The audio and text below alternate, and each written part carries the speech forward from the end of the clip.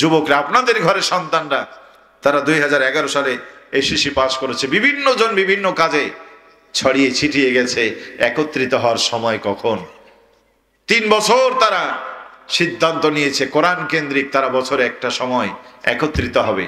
নিজেদের পকেটের পয়সা নিয়ে আপনাদের কাউকে বিরক্তি করেনি, আপনাদের কারো কাছে তারা সাহায্যের জন্য এগিয়ে যায়নি, শুধু আপনাদেরকে আহ্বান করেছে। তাদের আহ্বানে সাড়া দিয়েছেন যারা, আল্লাহ পাক আপনাদেরকে কবুল করুক। আর আমাদের এই ছোট্ট ছোট্ট ভাইদেরকে আল্লাহ তাআলা কবুল ও মঞ্জুর করুক। এই মাহফিল এইভাবে ধারাবাহিকভাবে কিয়ামত পর্যন্ত মাঠে চলতেই থাকুক, আল্লাহ কবুল করুক পরে আল্লাহুম্মা আমিন। সম্মানিত ভাইরা, আমরা এখানে যারা বসে আছি আমরা সকলে মৃত্যু পথের যাত্রী, কি ঠিক কিনা বলে? ছিলাম না, আছি, থাকবো না, ঠিক কিনা বলে? আপনি যতই যা হন, আপনি যত বড়ই পণ্ডিত হন, যত বড়ই ধনী হন, চিরদিন এই পৃথিবীতে থাকা যায় না। এটা থাকার জায়গা নয়, এটি পরিবর্তনশীল একটি জায়গা। আমরা সবাই মুসাফির। সম্মানিত ভাইরা, ছিলাম কোথায়, এসেছি কোথায়, যাব কোথায়, কি করণীয় ছিল আমার, কি করছি আমি, এগুলি ভাবনার সময় এখনই এখানেই বসে ভাবতে হবে। এই পৃথিবী ছাড়া অন্য কোথাও এই ভাবনার জায়গা নয়। আমাদের একজন মালিক আছে না নাই? তিনি হচ্ছেন মালিক, আমরা হচ্ছি তার গোলাম। গোলামের কাজ কি? মালিক যেভাবে চালায় সেভাবেই চলতে হয়। সেভাবেই যদি চলে তাহলে সেই গোলাম মালিকের কাছে খুব ভালো গোলাম। আমরা গোলাম, তিনি মালিক। যে গোলাম যত মালিকের কাছে মাথা নত করে চলতে পারে সেই গোলাম আল্লাহর কাছে প্রিয় গোলাম। পড়েন আল্লাহু আকবার। আল্লাহু আকবার।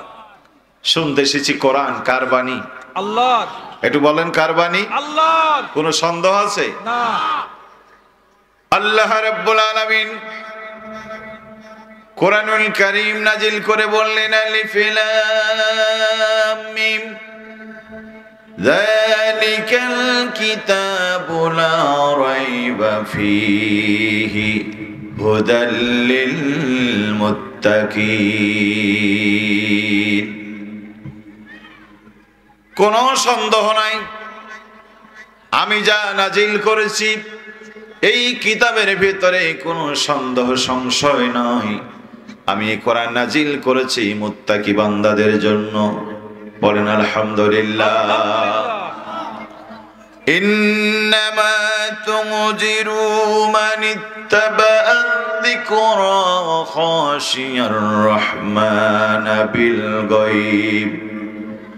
আল্লাহ পাক বলেন, আল্লাহকে যারা ভয় করে, না দেখা জিনিসকে যারা বিশ্বাস করে, ও নবী আপনি তাদেরকে সুসংবাদ দেন আল্লাহর ক্ষমা এবং জান্নাতের। কারণ এই মানুষগুলি কোরআনকে মেনে চলে, আল্লাহর কাছে মাথা নত করে চলে। বলেন আলহামদুলিল্লাহ। আল্লাহর ভয়, পরকালীন চিন্তা যাদের আছে তারা এই কোরআন শুনেছে, তারা এই কোরআন মেনেছে, তারা এই কোরআন মানবে। কি ঠিক কিনা বলে? আল্লাহ রাব্বুল আলামিন কোরআন নাজিল করে বললেন, কুল বিফাদলিল্লাহি ওয়া বিরহমাতিহি ফাবিযালিকা ফালইফরাহু হুয়া খায়রুম মিম্মা ইয়াজমাউন। ওগো নবী আপনি বলেন, তোমরা যারা আল্লাহর পক্ষ থেকে কোরআন পেয়েছো, এই পৃথিবীতে যে যা জমা করেছ, টাকার পাহাড় গড়েছ, বারবার এমপি হও, বারবার মন্ত্রী হও, বারবার জাতিসংঘের মহাসচিব হও, পৃথিবীতে যে যা উপার্জন করেছ, কোরআন পেয়েছে যারা পৃথিবীর শ্রেষ্ঠ সম্পদের অধিকারী হয়ে গেছে তারা। পড়েন আল্লাহু আকবার। কোরআন পেয়েছে যারা তাদের সম্মান পৃথিবীতে সব থেকে। সম্মানিত ভাইয়েরা আমার, বর্তমান সময়ে আল্লামা দেলোয়ার হোসেন সাঈদী আমাদের মধ্যে বেঁচে নাই। কোরআনের খেদমত করতে করতে জীবন পার করে দিয়েছেন। জালেমের জুলুমে 13টা বছর জেল খেটে খেটে 13টা বছর জীবন থেকে পানি করে দিয়েছেন। জালেমরা চেয়েছিল তাকে মানুষের অন্তর থেকে মুছে দেবে, মুসলমানদের অন্তর থেকে তারে মুছে দেবে, কিন্তু এই কোরআন তার মর্যাদা এত বাড়িয়েছে, মানুষের অন্তর থেকে তো আজ মোছা যায় নাই।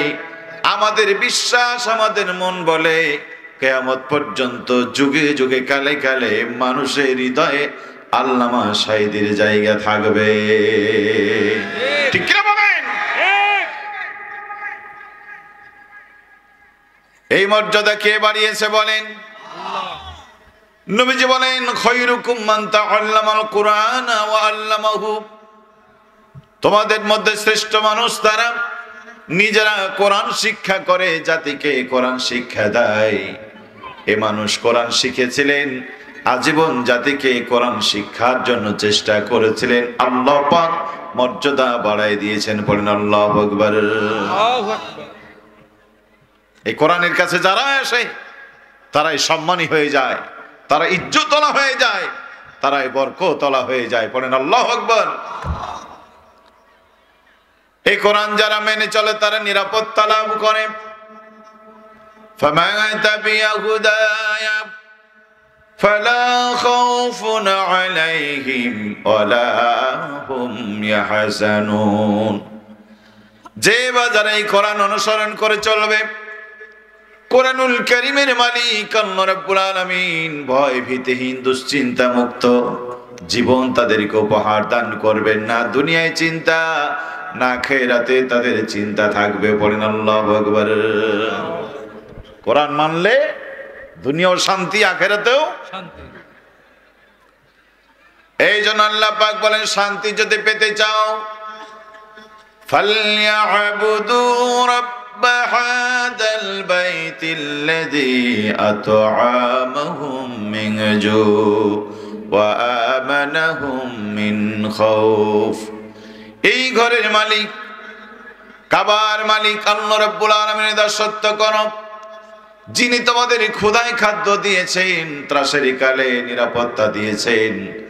আজ যদি তোমরা ওই আল্লাহর দাসত্ব করো, আল্লাহ আজও তোমাদেরকে ক্ষুধায় খাদ্য দিবেন, ত্রাসের কালে নিরাপত্তা দিবেন। অদাকার, জোরে বলেন অদাকার। কষ্ট হচ্ছে আপনাদের? কষ্ট হচ্ছে?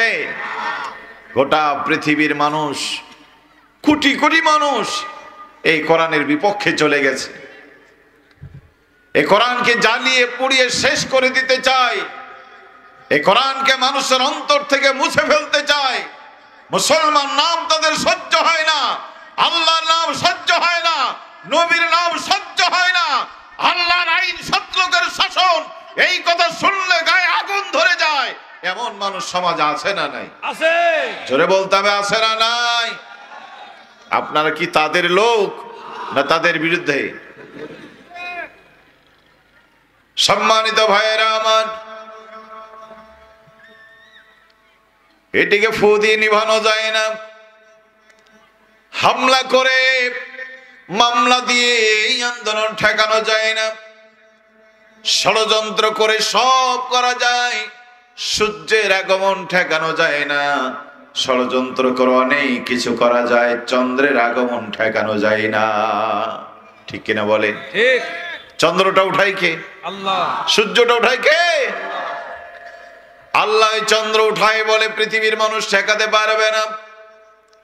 আল্লাহ রাব্বুল আলামিন সূর্যটাকে পরিচালনা করেন বলে পৃথিবীর কোন শক্তি কিয়ামত পর্যন্ত সূর্যের আগমন একটা সেকেন্ডের জন্য থামাতে পারবে না। গতকালকে তো বোধহয় আপনারা বেনাপোল আটকিয়েছিলেন নাকি? বেনাপোলের ট্রেন গতকাল না পরশু 1 ঘন্টা থামিয়ে রেখেছেন। সেই বেনাপোলের ট্রেনে ছিল ড্রাইভার, ছিল তাদের নিজস্ব জনশক্তি, ছিল পুলিশ, ছিল হাজার হাজার যাত্রী। কি ছিল না? কথা বলে না, ছিল না? ছিল না? ছিল। এত যাত্রী, এত পুলিশ, নিজস্ব তাদের জনশক্তি, হটলাইন, এলাকার মানুষ সেই ছিল বলে কোনো লাইনে তাদের কাজ হয়নি। ঘন্টা খানেক তারে দাঁড় কয়রা রাখা সম্ভব হয়েছিল। ঠিক কিনা বলে? ঠিক। এই আলমডাঙ্গার মানুষ, চুয়াডাঙ্গার মানুষ, খুলনা বিভাগের মানুষ, শুধু নয় গোটা বাংলাদেশের মানুষ এক জায়গায় দাঁড়িয়ে সূর্যের বিরুদ্ধে আন্দোলন করে কয় সেকেন্ড সূর্যকে দাঁড় করিয়ে রাখা যায়? কথা বলেন না। 1 সেকেন্ড। বাংলাদেশ শুধু নয়, তাম পৃথিবীর কোটি কোটি মানুষ যদি সূর্যের বিরুদ্ধে আন্দোলন করে, 1 ঘন্টা নয়, 1 সেকেন্ড দাঁড় করানোর শক্তি নাই। কারণ এই ট্রেনের পরিচালক হলো সরকার, ট্রেনের পরিচালক হলো আপনার আমার মতো মানুষ। সেই জন্য আপনার জন্য সম্ভব, কিন্তু সূর্যের পরিচালক হলেন আল্লাহ রাব্বুল আলামিন। আল্লাহর বিরুদ্ধে আন্দোলন করে টিকার মতো শক্তি পৃথিবীতে কারো ছিল না, আজও নাই, আগামী দিনও থাকবে না। ঠিক কি বলেন? যে আল্লাহ চন্দ্র পরিচালনা করেন, যে আল্লাহ সূর্য পরিচালনা করেন, যে আল্লাহ তারকারাজি পরিচালনা করেন, সে আল্লাহ তো কোরআন নাজিল করে, কোরআন হেফাজতের দায়িত্ব আল্লাহ নিজে নিয়ে নিয়েছেন। বলেন আলহামদুলিল্লাহ। ইউরিদুনা লিয়ুতফিউ নূরাল্লাহি বিআফওয়াহিহিম আল্লাহু মুতিম্মু নূরিহি ওয়ালাউ কারিহাল কাফিরুন। কষ্ট হয়? আল্লাহ পাক বলছে ওনারা চাই মুখের ফুৎকার দিয়ে আমার আলো নিভায় দেবে, কিন্তু আলো নিভাতে এসেছিল যারা, আল্লাহ পাক বলেন আমি তাদের আলো নিভাই দিয়েছি। ঠিক কিনা বলেন? নমরুদকে আল্লাহ শেষ করে দিয়েছে, ফেরাউনকে শেষ করে দিয়েছে, হামানকে শেষ করে দিয়েছে, সাদ্দাদকে শেষ করে দিয়েছে, আব্রাহাকে শেষ করে দিয়েছে, বুখতানাসরকে শেষ করে দিয়েছে। সম্মানিত ভাইয়েরা, আমাদের দেশেও 15 বছর জালেমরা চেয়েছিল বাংলাদেশ আলেম শূন্য করে, কোরআনের মাহফিল বন্ধ করে, আল্লাহ নামের তাকবীর বন্ধ করে, জয় বাংলার স্লোগান দিয়ে দেশটারে তাদের নিজের কাছে রাখবে। কিন্তু আল্লাহ রাব্বুল আলামিন তাদের ষড়যন্ত্র নস্যাৎ করে দিয়া, তাদেরকে দেশ থেকে বের করে দিয়া কোরআনওয়ালাদেরকে এই দেশের মাটিতে রাজনীতির সুযোগ করে দিয়েছে।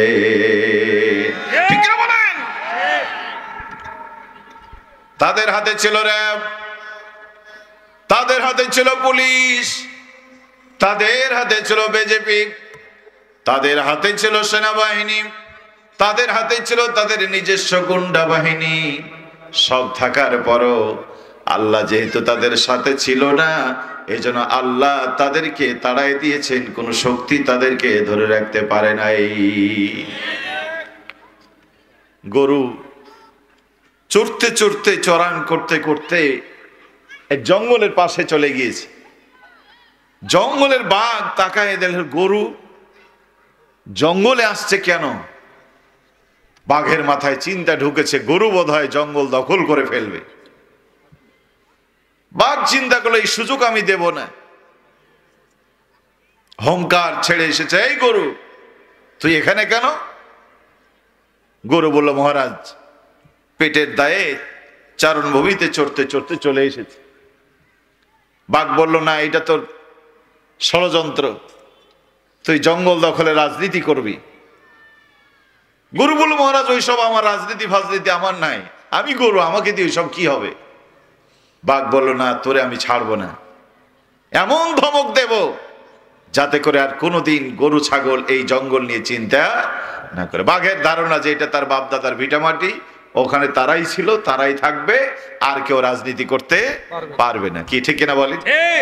এরাও তাই ভেবেছিল, বাপ স্বাধীন করে দিয়ে গেছে, তারা লুটে পুটে খাবে, এখানে আর কেউ আসতে পারবে না। এই জন্য সব সিস্টেম নষ্ট করে দিয়া ভোটের সিস্টেম ভেঙে দিয়ে লুটপাটের সিস্টেম তৈরি করে দিয়ে দেশটারে লুটে পুটে খাচ্ছিল, কি ঠিক না? ঠিক। এবার বাঘ ধাওয়া করেছে, গরু তো জীবনের ভয় পালিয়ে যাচ্ছে, কিন্তু বাঘের কাছে কি গরু দৌড়িয়ে পারে? সামনে দেখতেছে বিশাল এক পুকুর, গরু আর উপায় না দেখে সেই পুকুরে ঝাঁপ দিয়েছে। মরি মরি পুকুরে মরি, তোর হাতে অন্তত যত না মরি। সেই পুকুরের পানি শুকিয়ে গেছে, শুধু কাদা, গরুর 4টা পা দেবে গেছে। বাঘ চিন্তা করলো কাজ হয়ে গেছে, বাঘও লাফ দিয়েছে গরুকে ধরার জন্য, কিন্তু গরুর কাছে যেতে না পেরে 5 ফিট দূরে বাঘ পড়ে গেছে। এখন বাঘ যেহেতু পড়েছে, তারও তো 4টা পা কাদায় দেবে গেছে, খুব চেষ্টা করছে উঠার, কিন্তু কাদায় যদি পা ধরে উঠার সুযোগ হয় না। গরু বলছে, মহারাজ তো এত ঝামেলা করছো কেন? ধরো মারো, আছি তো, পালিয়ে তো যায়নি, কি ঠিক না? ঠিক। তোমার এই অত্যাচারে কি আমরা পালিয়ে গেছি? কথা বলেন, পালিয়ে গেছিল জাতি? পালিয়ে যায়নি, ছিল তো দেশে।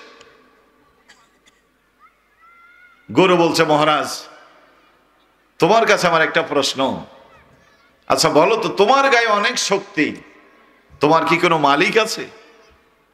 বাঘ বলল, এই জন্য তো তুই গরু, আমার আর মালিক কে রে? আমি মালিক, আমি খালিক, আনা রব্বুকুমুল আ'লা, আমার উপরে নাই কোনো শালা, কি ঠিক। আমি সব। গরু বলল, শোনো মহারাজ, তোমার গায়ে অনেক শক্তি, তোমার কোনো মালিক নাই, আমি গরু দুর্বল, আমার কিন্তু একজন মালিক আছে। বলেন আলহামদুলিল্লাহ। আলহামদুলিল্লাহ। সারাদিন মালিক আমাকে দেখতে না পেয়ে সন্ধ্যায় যখন গোহাল ঘরে পাবে না, মালিক আমাকে খুঁজতে বের হবে, খুঁজে খুঁজে খুঁজে খুঁজে এই গর্তে আসবে, মালিক আমাকে গর্ত থেকে খুঁজে তার ঘরে নিয়ে যাবে, ঠিক কিনা বলেন? ঠিক। তোমার যেহেতু মালিক নাই, ক্ষমতা যতদিন ছিল চালিয়েছো, আজ যেহেতু বিপদে পড়েছো, তোমাকে বাঁচাতে কেউ আর আসবে না। এমনও হতে পারে মহারাজ, আমার মালিক যদি মনে করে তোমার কারণে আমার এই বিপদ, মালিক তার লোকজন ডাকবে, গ্রামবাসীকে ডাকবে, এমন পেটান পিটাবে, এই গর্তের ভিতরে তোমাকে দাফন করবে, ওই জঙ্গলে গিয়ে রাজনীতি করা হবে না। বলেন ঠিকিরা? নিজেদেরকে ক্ষমতার মালিক ভাবতে ভাবতে ভাবতে, সকল ক্ষমতার মালিক ভেবে, তাদের পিছনে কোনো শক্তি নাই কথা ভেবেই যা খুশি তাই করেছিল, মানুষ হত্যার কসফায়ার করে, আয়না ঘর তৈরি করে দেশটাকে অকার্যকর করে দিয়েছিল, ঠিক কিনা বলে? কিন্তু এই কোরআন আলাদের মালিক ছিল আল্লাহ। মালিকের সাথে তারা ধর্ণা দিয়েছিল, তাই তো মালিক তাদেরকে বাঁচিয়ে নিয়েছেন। বিপদ যখন এসেছে, দুপুরের খাবারটাও খাওয়ার সুযোগ হয়। সম্মানিত ভাইরা আমার, কষ্ট হয়। আল্লাহ নবী যখন এই দিনের কথাগুলি বলতে চেয়েছিলেন, কাফেররা বলেছিল, কালাল্লাযীনা কাফারু লিরুসুলিহিম লানুখরিজান্নাকুম মিনাল আরদি। ও মুহাম্মদ সাল্লাল্লাহু আলাইহি সাল্লাম, তুমি যদি দ্বীনের দাওয়াত বন্ধ না করো, এই মহা সত্যের দাওয়াত যদি বন্ধ না করো, লা নুখরিজান্নাকা মিন আরদিনা, আমাদের দেশ থেকে তোমাকে বের করে দিব। ওরা ভেবেছিল দেশ তাদের বাবার, আর মুহাম্মদ সাল্লাল্লাহু আলাইহি সাল্লামের কোনো অধিকার সেই দেশে ছিল না। আল্লাহ পাক বলেন, হাবিব তুমি থাকবে একদিন, আমি তাদেরকে বিদায় করে দেবো, ঠিক কি বলেন? এই বাংলাদেশেও কোরআনের সমাজনীতি, অর্থনীতি, রাজনীতি করার অপরাধে অধ্যাপক গোলাম আজম সাহেবের নাগরিকত্ব ক্যান্সেল করে দেওয়া হয়েছিল। দীর্ঘকাল তিনি বিদেশে সময় কাটিয়েছেন, আল্লাহ পাক তার প্রিয় গোলামকে নাগরিকত্ব ফিরিয়ে দেশের মাটিতে তার দাফনের ব্যবস্থা হয়েছে, ঠিক কিনা বলে? ঠিক। এই কোরআনের সমাজনীতি অর্থনীতি চাওয়ার অপরাধে সম্মানিত ভাইরা দিনের দায়ীদেরকে জেল জুলুম দেওয়া হয়েছে, ফাঁসি দেওয়া হয়েছে, রাজনৈতিক অধিকার কেড়ে নেওয়া হয়েছে। চোরেরা রাজনীতি করে, ডাকাতেরা সন্ত্রাসীরা এই দেশে রাজনীতি করে, অথচ আলেমরা রাজনীতি করতে পারবে না। তাদের রাজনৈতিক দলে নিবন্ধন বাতিল করে দেওয়া হয়েছিল।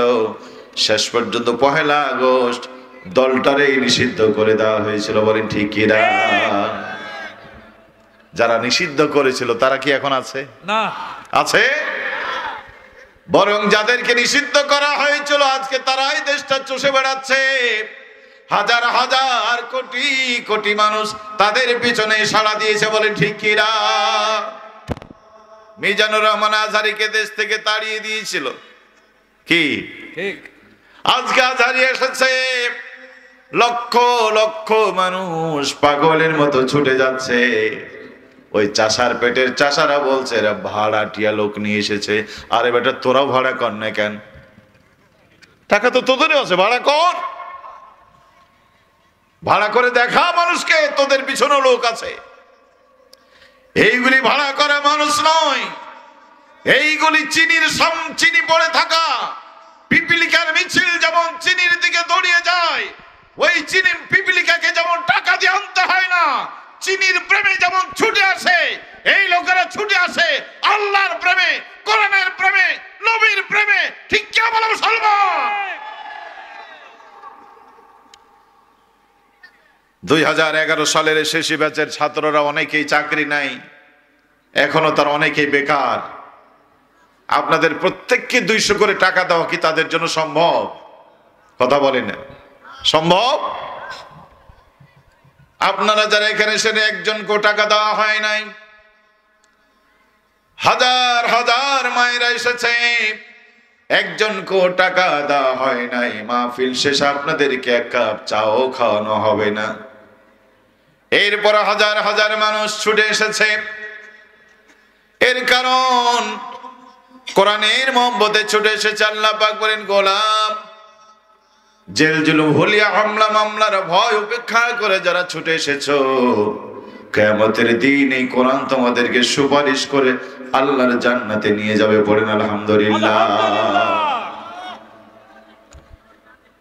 কে শুনে কার কথা বন্ধু? নূহ আলাইহিস ইসলাম 950 বছর ডেকেছিলেন। কয় বছর? 950 বছর ডেকেছিলেন। দিনেও ডাকলেন, রাতেও ডাকলেন। আল্লাহ কোরআন বলছে, লাহুম জাআলু আসাবিআহুম ফি আদানিহিম মুস্তাগসাউ সিয়াবাহুম। কানের ভিতরে আঙ্গুল দিয়ে বসে থাকতো, পর্দা টেনে আঁচল দিয়ে চাদর দিয়ে তারা মুখ ঢেকে ঢেকে চলতো। নবীর কথা শুনবেও না, নবীকে তারা দেখবেও না। একবার জোরে বলা যাবে কি নাউজুবিল্লাহ? কারণ আঙ্গুল দিয়ে বসে থাকতো। হুদ আলাইহিস ইসলাম ডাকলে একই আচরণ করত। ডাকে তো সাড়া দেয় নাই, বরং জাতি লোকের ঐক্যবদ্ধ হয়ে গেল। নূহ আলাইহিস ইসলাম এইরকম আমাদেরকে ডাকে, তার দল নাকি খাঁটি দল, সেই নাকি জান্নাতে যাবে, আমরা নাকি যাব জাহান্নামে। নূহ তো জান্নাতের টিকিট বেড়ে বেড়াচ্ছে, আগামীকালকে আসলে তারে আচ্ছা মতো পিটায় ঠান্ডা বানাই দেব। পড়ে নাউজুবিল্লাহ। এখনো কেউ কেউ বলে বেড়াচ্ছে। কি কষ্ট হচ্ছে আপনাদের? এই যে মুরব্বীরা, সম্মানিত ভাইরা, কেউ কেউ বলে বেড়াচ্ছে যে আরে এই মোল্লারা জান্নাতের টিকিট দিয়া তাদেরকে দলে নিচ্ছে। ও বন্ধু, জান্নাতের টিকিট এই মোল্লারা দেয় না, জান্নাতের টিকিট আল্লাহই দিচ্ছেন। কি ঠিক কিনা বলে? নূহ আলাইহিস ইসলামকে তারা পিটিয়েছে, মারতে মারতে বেহুশ হয়ে গেছে। জমিনের ভিতরে আল্লাহ নবী নূহ আলাইহিস সালাম পড়ে গেছেন। ওদের ধারণা নূহ নবী হয়তো মারা গিয়েছে, চলো যাই। কতক্ষণ পরে জ্ঞান ফিরেছে। আল্লাহ নবী নূহ আলাইহিস সালাম আল্লাহর কাছে দোয়া করলেন, রব্বুল আলামিন এই জাতিকে হেদায়েত দাও। আল্লাহ পাক বলেন, নূহ রে তুমি যতই বলো এই জাতির লোকেরা নতুন করে আর ঈমান আনবে না। নতুন করে কেউ ঈমান আনবে না। 950 বছরে মাত্র 80 জন মানুষ ঈমান এনেছিল। আল্লাহ নবী নূহ দোয়া করলেন, রব্বি লা তাজার আলাল আরদি মিনাল কাফিরিনা দাইয়ারা। মালিক যারা তোমাকে মানে না, তোমার বিধান মানে না, তোমার নামে স্লোগান দেয় না, তুমি তাদের ধ্বংস করে দাও, ধ্বংস করে দাও। আল্লাহ মানে না, রাসূল মানে না, পরকাল মানে না, আল্লাহর বিধান মানে না যারা, এই পৃথিবীতে বেঁচে থাকার অধিকার তাদের নাই। আল্লাহ পাক বলেন, নূহ আমি তাদের প্লাবন দিয়ে ধ্বংস করে দেব। কি দিয়ে? সতর্ক করে দাও শেষবারের মতো। আর তুমি একটা নৌকা তৈরি করো, প্লাবনের পানি যখন চলে আসবে আমার মুমিন বান্দারা যাতে নৌকায় চড়ে বাঁচতে পারে। পড়েন আল্লাহু আকবার। নূহ আলাইহিস সালাম নৌকা তৈরি করলেন। জাতিকে বলেন, জাতির লোকেরা বাঁচতে যদি চাও আল্লাহর নৌকায় উঠো, তার মানে আল্লাহর দল করো, শয়তানের দল বাদ দাও। কপাল পোড়াদের কথা শোনেন। এ ভাই, এই হ্যালো, বুঝলাম না আপনাদের কি খুব খারাপ লাগছে? আশ্চর্য কথা, শীত তো খুব বেশি নাই। এই মাহফিল কি সকাল পর্যন্ত হবে? আধা ঘন্টা সময় হায়াতে কুলায় না আপনাদের? এত অধৈর্য নিয়ে আসছেন কেন? কি ঠিক কিনা বলেন? আপনি যে পেশাবের দোহাই দিচ্ছেন, আপনার থেকে অনেক মুরব্বীরা এখানে বসে আছে। আপনি যে মাজা ব্যথার কথা বলছেন, আপনার থেকে আপনার ডাবল বয়সের লোকেরা এখানে বসে আছে। তো তারা যদি থাকতে পারে তা আপনার অসুবিধা কি? কারা কারা উঠবেন একটু হাত দেখান তো।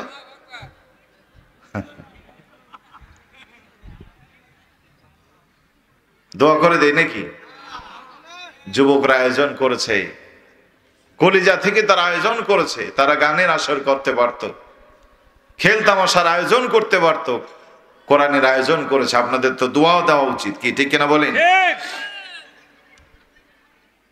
মা বোনদের কাছে যেয়ে দেখেন, আপনাদের থেকে 5 গুণ মহিলারা আসছে, মোনাজাত না হওয়া পর্যন্ত তারা যাবে না। ছোট্ট ছেলে কাঁদছে, অনেক বিপদ, এরপরও তারা আসে, মানে আসে কিন্তু যায় না। আজকে পুরুষ জাতি, আমাদের দেশের পুরুষরা ইসলাম থেকে অনেক দূরে চলে গিয়ে মদ, গাঁজা, হেরোইন, ফেন্সিডিল, ইয়াবার সাথে জড়িয়ে গেছে। মহিলারা সিগারেট খায়, বিড়ি খায়, ইয়াবা খায়। আপনারা তো কালে হিংসা করেন, তারাই চাকরি পায়, আমরা পাই না কেন? আপনি চাকরি পাবেন কেন? আপনি তো কপাল পোড়াই দিয়েছেন। দুই একজন খায় না এমন না, দুই একজন খায়, কিন্তু পুরুষের তুলনায় সেটা কোনো পার্সেন্টে হয় না, কি ঠিক কিনা বলেন? আমার দেশের মায়েরা ধূমপান মুক্ত, নেশা মুক্ত, হিরোইন মুক্ত, মানে পুরুষদের মতো আড্ডা খানায় আড্ডা দেয় না। আল্লাহ পাক মা বোনদেরকে কবুল করেছেন, বলেন আল্লাহু আকবার। শুধু এখানে না, দেশের সবখানে মহিলারা আজকে সব দিক থেকে এগিয়ে যাচ্ছে, ইসলামকে তারা লালন করেছে, পড়েন আলহামদুলিল্লাহ। কেন পারেন না? পুরুষ বলে তো অহংকার করেন শুধু, কিন্তু সে অহংকারের তো পুঁজি থাকতে হবে, কি ঠিক না? সম্মানিত ভাইয়েরা আমার, জাতির লোকেরা বললেন, ওই সব ভয় দেখায়ও না, বন্যার পানি থেকে বাঁচতে চাই না, তোমার কাছ থেকে প্রয়োজনে পাহাড়ে গিয়ে আমরা উঠবো। ওদের ধারণা বন্যার পানি পাহাড়ে উঠতে পারবে না। যেই চিন্তা সেই কাজ। জাতির 3 জন যুবক পাহাড়ের উপরে গিয়ে উঠল। বন্যা যখন চলে আসলো, আল্লাহ পাক বলেন, নূহ রে, বন্যার পানি দিয়ে আমি তাদেরকে ডুবাতে পারতাম, কিন্তু আমি তাদেরকে বন্যার পানি দিয়ে ডুবাবো না। আমি ভিন্ন কায়দায় তাদেরকে মেরে গোটা জাতির কাছে আমি দৃষ্টান্ত রাখতে চাই। সেটা হলো এইরকম, আল্লাহ রাব্বুল আলামিন ওই তিনজন যুবককে পেশাবের চাপ দিয়ে দিলেন, এমন পেশাব, এই পেশাব আর বন্ধ হয় না। পেশাব করতে করতে করতে করতে গর্ত ভরাট হয়ে নিজেদের পেশাবের ভিতরে আল্লাহ চুবাই মেরেছেন। এই ক্ষমতা আল্লাহর আছে না নাই?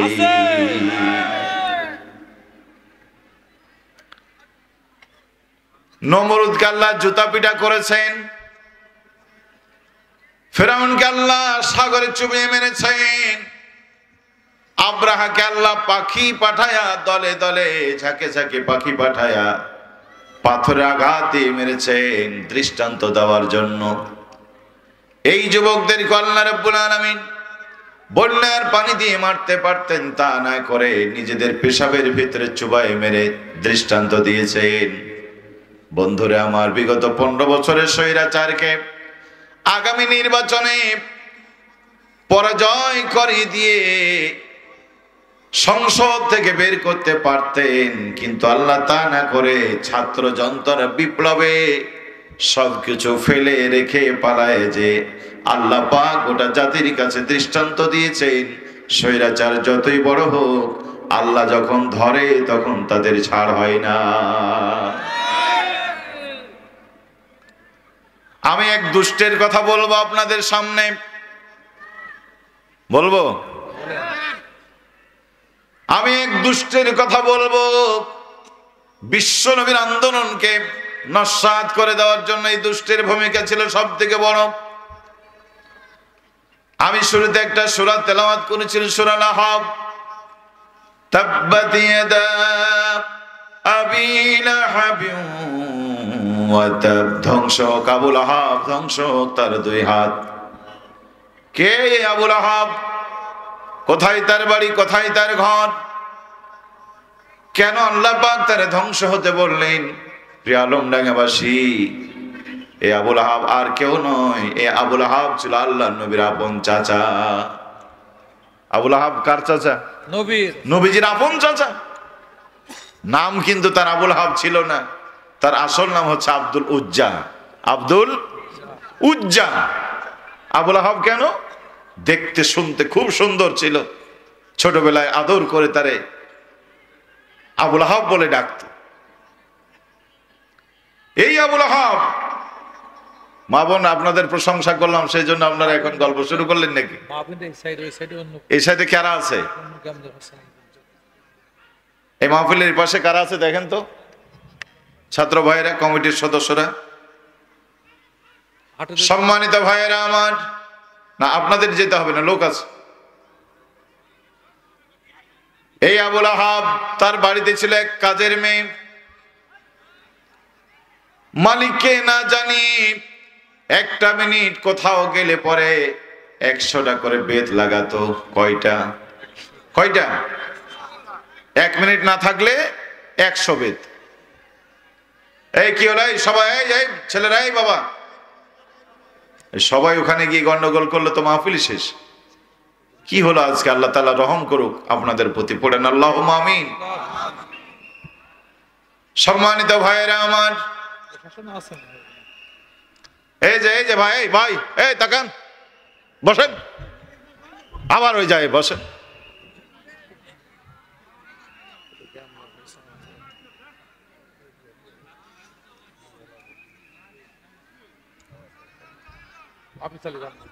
চালিয়ে তো যাবো, আপনার এরকম পাগলামি করলে তো আসলে ঠিক হয় না। সম্মানিত ভাইরা আমার, একটা মিনিট না থাকলে 100টা করে তার বেত লাগাই। কোন একদিন তার ঘরে নাই, ঘন্টার পর ঘন্টা কেটে যায়, রাত কেটে যায়, মেয়েটি ঘরে নাই। আবুল আহাবের মেজাজ গরম হয়ে গেছে। মেয়েরে তুই কোথায় গেলি? টাকাই কিনা গোলাম তো, তার স্বাধীনতা বলতে কিছু নেই। রাত শেষে মেয়েটি বাড়িতে এসেছে, তার তো চোখ লাল হয়ে গেছে। ডেকে বলে, এদিকে আয়, কোথায় গিয়েছিলি? তুই তো জানিস 1 মিনিট না থাকলে 100টা করে বেত লাগাই।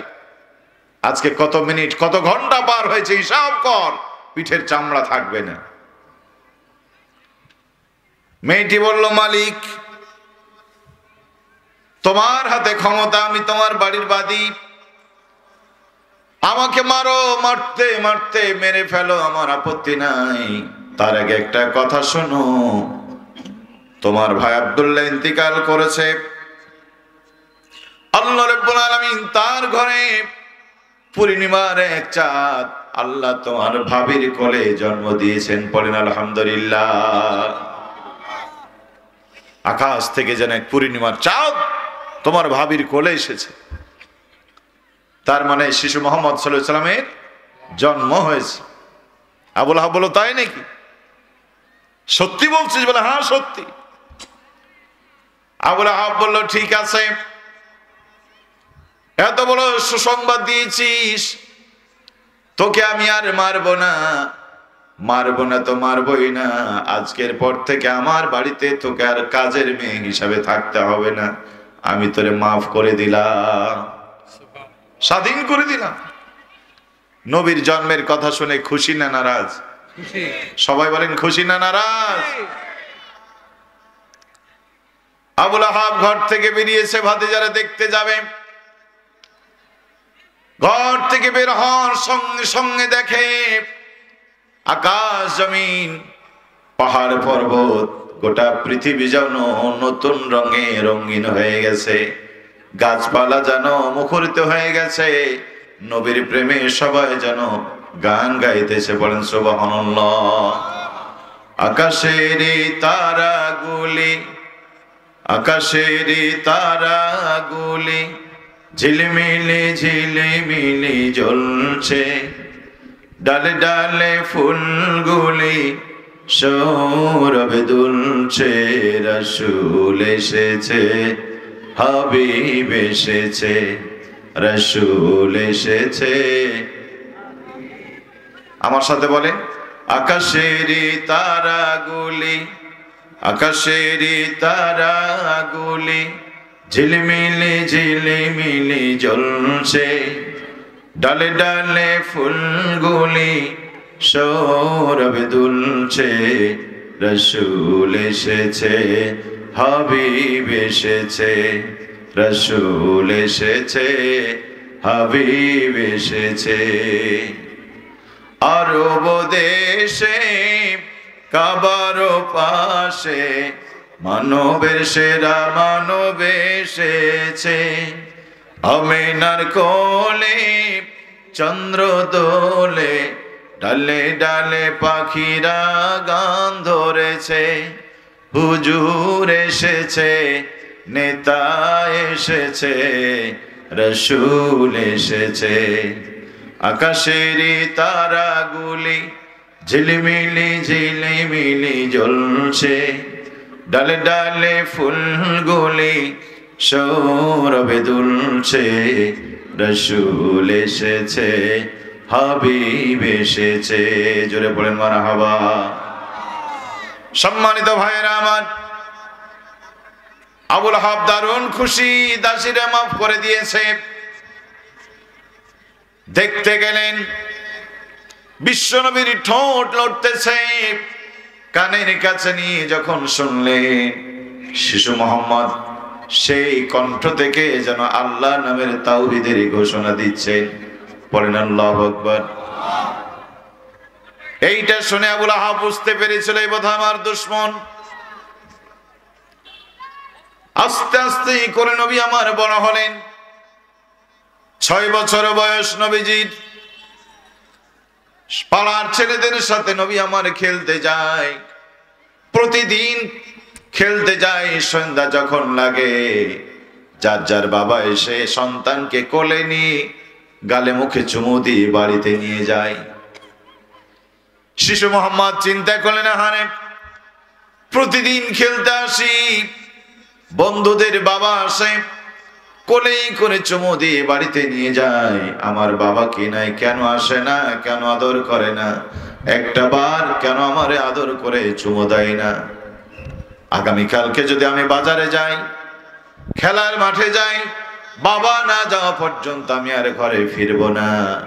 এইটা চিন্তা করে শিশু মোহাম্মদ সাল্লাল্লাহু আলাইহি ওয়াসাল্লাম পরের দিন আসলেন। খেলাধুলা শেষ, যার যার বাবা এসে সন্তানগুলির আদর করে নিয়ে গেল। শিশু মোহাম্মদ সাল্লাল্লাহু আলাইহি ওয়াসাল্লাম সেই পাহাড়ের অঞ্চলে একাই একাই সময় কাটাচ্ছেন। সন্ধ্যা লেগে গেল, আজান হয়ে যাচ্ছে চতুর্দিকে, অথচ শিশু মোহাম্মদ ঘরে ফিরে না। মা আমেনা চিন্তা করলো, কি ব্যাপার, প্রতিদিন আমার সোনামণি খোকা চলে আসে, আজকে সন্ধ্যা হয়ে রাত লেগে আসছে, মোহাম্মদ আসে না কেন? এক পা দুপা করে ঘর থেকে বেরিয়ে দরজার সামনে দাঁড়িয়ে দেখে সঙ্গী সাথী কেউ নাই। পাহাড়ের পাদদেশে একা শিশু মোহাম্মদ একা একা দাঁড়িয়ে দাঁড়িয়ে কার যেন অপেক্ষা করছে। এক পা দুপা করে এগিয়ে গেলেন, হাত বাড়িয়ে বললেন, আয় রে মোহাম্মদ, আয় আয় খোকা, ঘরে আয়। শিশু মোহাম্মদ বলল, মা প্রতিদিন তো আমি ঘরে আসি, কিন্তু আজকে ঘরে যাব না, তোমার কাছে যাব না, বাবারে পাঠাও। প্রতিদিন খেলতে আসি, সঙ্গী সাথী বন্ধুদের বাবারা আসে আদর করে নিয়ে যায়, আমার বাবা কেন আসে না? একবার কেন আমার বাবা আদর করে না? হযরত আমেনা এই কথা শুনে চোখের পানি ধরে রাখতে পারলেন না, দু চোখ গড়িয়ে পানি পড়তে শুরু করেছে। ছেলে বলল, মা বাবার কথা জিজ্ঞেস করলাম, কাঁদো কেন? বলা, রে মোহাম্মদ ঘরে আয়, ঘরে আসলে আমি তোর সব আমি ইতিহাস শোনাবো। ঘুম পাড়াতে গিয়ে গল্প শোনালেন, বাবা মোহাম্মদ, তুমি দুনিয়া আসবে বলে তোমার বাবা ব্যবসা করতে গিয়েছিল, নতুন মানুষ আসবে, কাপড় দেওয়া লাগবে, উপহার দিতে হবে, খেলনা লাগবে, সেই জন্য তোমার বাবা সফরে গিয়েছিল ব্যবসা করতে, কিন্তু সেই ব্যবসা করতে গিয়ে তোমার বাবার ফিরে আসে নাই, না ফেরার দেশে মরণের পথে পাড়ি দিয়ে চলে গেছে। পড়েন সুবহানাল্লাহ। শিশু মোহাম্মদ বলল, মা এই কথা তুমি আগে তো বলো নাই, কোথায় আমার বাবার কবর? নিয়ে চলো আমারে তার কাছে। পরের দিন মা দুঃখিনী সন্তানকে সাথে নিয়ে গেলেন তার বাবার কবর জিয়ারত করতে। বাবার কবরের পাশে দাঁড়িয়ে কান্না করতে করতে বাবা বাবা বলে অস্থির হয়ে যাচ্ছেন। আল্লাহ পাক আমিনার মনের ভিতরে আলহামদুলিল্লাহ, আমিনা রে, আর মোহাম্মদকে এইখানে রেখো না, যেইভাবে আব্বা আব্বা করে ডাকা শুরু করেছে আমার আর সহ্য হয় না, আমি তারে ফিরাই দেব। এখন যদি আব্দুল্লাহকে কবর থেকে ফিরিয়ে দিই কিয়ামত শুরু হয়ে যাবে, অতএব তুমি আমার মোহাম্মদকে নিয়ে ঘরের মধ্যে চলে যাও। পড়ে সুবহানাল্লাহ। একটু আগে আমাদের ভাই সেলিম রেজা বলেছে, বাবার ইন্তিকালের দৃশ্যের কথা বলেছে। আজ বাবা আসে বলে বাবার আদর আমরা বুঝি না, মা আসে বলে মায়ের মর্যাদা আমরা বুঝি না। বন্ধু, যেদিনে সম্পদ থাকবে না শুধু কাঁদবেন, চোখের পানি ফেলবেন, কিন্তু এই কান্না করে আর লাভ হবে না। বলেন ঠিক কিনা? আস্তে করে হাত ধরে টান দিলেন, চলো বাবা, সন্ধ্যা লেগে যাচ্ছে, চলো ঘরে। টান দিয়ে নিয়ে আসলেন। কিছু দূর আসার পরে মা দুঃখিনী চলতে পারে না, আস্তে করে বসে গেলে। শিশু মোহাম্মদ কেঁদে বললে, মা গো সন্ধ্যা লাগছে, ঘরে চলো। কিন্তু মা আর উঠে দাঁড়াতে পারলেন না, শুয়ে পড়লেন। কথা বলতে বলতে বলতে বলতে দুঃখিনী মা দুনিয়া থেকে বিদায় গ্রহণ করলেন। আল্লাহর হাবিব বিশ্ব নবী এতিম হয়ে গেলেন, বাবাও নাই মাও নাই। দাদা আব্দুল মুত্তালিব তার আদর করলেন। 8 বছর বয়সে তিনিও বিদায় নিলেন। বিশ্ব নবী বড় একা হয়ে গেলেন। আবু তালেব তারে ভালোবাসা দিয়ে আদর দিয়ে তিল তিল করে মানুষ করলেন। সম্মানিত ভাইয়েরা, বাবুজিরা, মায়েরা, নবী আমার বড় হলেন। খাদিজার ব্যবসা দেখাশোনা করলেন। খাদিজার সাথে তার বিয়ে হলো। আল্লাহ পাক খাদিজার ঘরে ছেলেও দিলেন, মেয়েও দিলেন। ওইদিকে আবুল আহাব সেও সংসার করেছে। তারও সন্তান হয়েছে। আল্লাহ নবীর দুইটা মেয়ের সাথে আবু লাহাব তার দুইটা ছেলের বিয়ে দিয়েছে। আপনারা বলেন নবীর সাথে আবু লাহাবের সম্পর্ক ভালো না খারাপ? ভালো না? দারুণ ভালো। জন্মের কথা শুনে দাসীকে মাফ করে দিয়েছিলেন, আজকে আবার নবীর দুইটা মেয়ের সাথে তার দুইটা ছেলেরও বিয়ে দিয়েছেন। পড়েন আল্লাহু আকবার। 40টা বছর নবীর সাথে তার সম্পর্ক এত ভালো। 40 বছর কেটে যায়, সমাজের অন্যায়, হানাহানি, মারামারি, কাটাকাটি, খুন খারাপ, রক্তপাত, জেনে ব্যভিচার, গার হীরাই ধর্ণা দিলেন প্রিয় নবী, চোখের পানি দিয়ে বুক ভাসালেন। আল্লাহ জাতির জন্য তুমি একটা কিছু করো। আল্লাহ রাব্বুল আলামিন কোরআনুল কারীম নাজিল করলেন আর দুনিয়াবাসীর জন্য সুসংবাদ দিলেন। পড়েন আলহামদুলিল্লাহ। কোরআন নাজিল করে নবীকে বলে, নবী এই কোরআন নিয়ে মানুষের কাছে যাও, এই জাতির ভাগ্যের পরিবর্তন আমি করে দেব। পড়েন আল্লাহু আকবার। 3টা বছর নবীজি গোপনে গোপনে দাওয়াত দিলেন। কয় বছর? 3 বছর। এই 3 বছরেও নবীর কোনো দুশমন ছিল না। 3 বছর পরে আল্লাহ পাক ওহী নাজিল করেন, আনজির আসিরাতাকাল আকরামিন, নবী তোমার নিকটতম মানুষগুলিকে জাহান্নাম থেকে সতর্ক করো। জাহান্নামে চলে যাচ্ছে জাতি, এদেরকে ফিরাও। আল্লাহ নবী আদেশ পেয়ে সাফা পাহাড়ের উপরে গেলেন। খুব সকালে সাফা পাহাড়ে দাঁড়িয়ে তিনি ডাকলেন, আনা নাজির নুরিয়া, ইয়া সাবা, ইয়া সাবা। সেই সময় নিয়ম ছিল কেউ যদি কোনো গুরুত্বপূর্ণ কথা বলতে চাইতো, পরনের লুঙ্গি খুলে লাঠি রাগালে বেঁধে উড়াতো আর বলতো, না নাজির নুরিয়া আনা সবা। এই কথা শুনলে লোকেরা ভাবতো লোকটা কোনো বিপদে পড়েছে অথবা গুরুত্বপূর্ণ কোনো কথা বলবে। বর্তমানে যেমন মাইকিং করা হয়, এলাকার কেউ মারা গেলে মসজিদে মাইকিং করা হয় না? মাইকিং করা হয়। তখন তো এই পদ্ধতি ছিল না। পাহাড়ে দাঁড়িয়ে শব্দ করলেই লোকেরা বুঝতো একটা কোনো বিপদের খবর আছে। আমাদের অঞ্চলে দেখতাম এক সময় ঢোল পিটানো হতো। আপনাদের এদিকে হতো কি? গ্রামে গ্রামে ঢোল পিটিয়ে পিটিয়ে সংবাদ মেম্বার, চেয়ারম্যান সাহেব পাঠিয়ে দিত যে এই এলাকায় ঢোল পিটায়। ঢোল পিটায় পিটায় মানুষ তখন বুঝতো যে হ্যাঁ একটা কিছু সংবাদ আছে। ঘর থেকে সবাই বেরিয়ে আসতো, চুপচাপ এই কি বলে শুন। রাসূল করিম সাল্লাল্লাহু আলাইহি ওয়াসাল্লাম যখন ওই পাহাড়ে উঠে এই শব্দ করে ডাকতে শুরু করলেন, সবাই বলল আমাদের আলামিন আর সাদিক কি বিপদে পড়েছে, যাই না কেন, শুনি না কেন, থাম। সবাই ছুটে আসলো, যারা আসতে পারেনি তারা প্রতিনিধি পাঠালো, তারা তো দেখাই তো কি হয়েছে। আবু লাহাব নিজেও এসেছে, জিজ্ঞেস করলো, ভাতিজা মুহাম্মদ কি হয়েছে তোমার?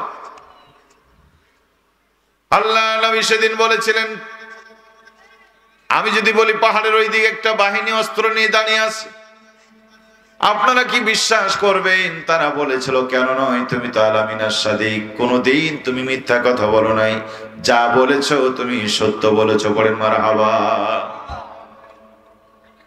সম্মানিত ভাইরা, ওলীদ ইবনে মুগীরা এক বদমাশ ছিল।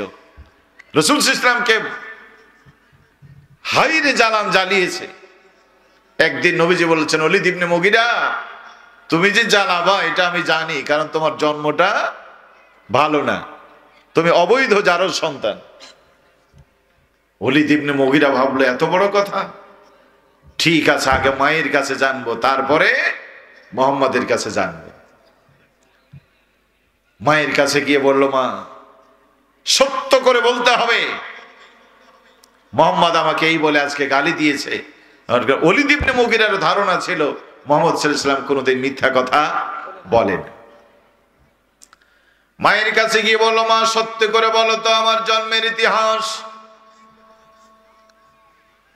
মা বলতেছে, ওলীদ ইবনে মুগীরা তুই তো জানিস আব্দুল্লাহর পুত্র মুহাম্মদ সাল্লাল্লাহু আলাইহি ওয়াসাল্লাম কোনোদিন মিথ্যা কথা বলে না, তার মানে উনি যেটা বলেছে সেটাই সঠিক, তোর জন্ম বৈধ নয়। তোর বাবা যখন আমার বিয়ে করে, তোর বাবার পৌরসত্ব ছিল না, আমার পেটে কোনো সন্তান দেওয়ার যোগ্যতা তার ছিল না। কিন্তু তোর বাবার এত সম্পদ ধ্বংস হয়ে যাবে, কে সম্পদের মালিক হবে? এই কথা ভেবে আমি আবু জেহেলের সাথে সম্পর্ক গড়ে রাতের বেলায় তার সময় দিয়ে তার উরুস থেকে তুই জন্মগ্রহণ করেছিস। মোহাম্মদ যা বলেছে সত্যই বলেছে, তোর জন্মটাই ভেজাল। কি আল্লাহ নবী যা বলেছেন সব সত্য বলেছেন। পড়েন আল্লাহু আকবার। তারা বলল তুমি তো মিথ্যা বলো না।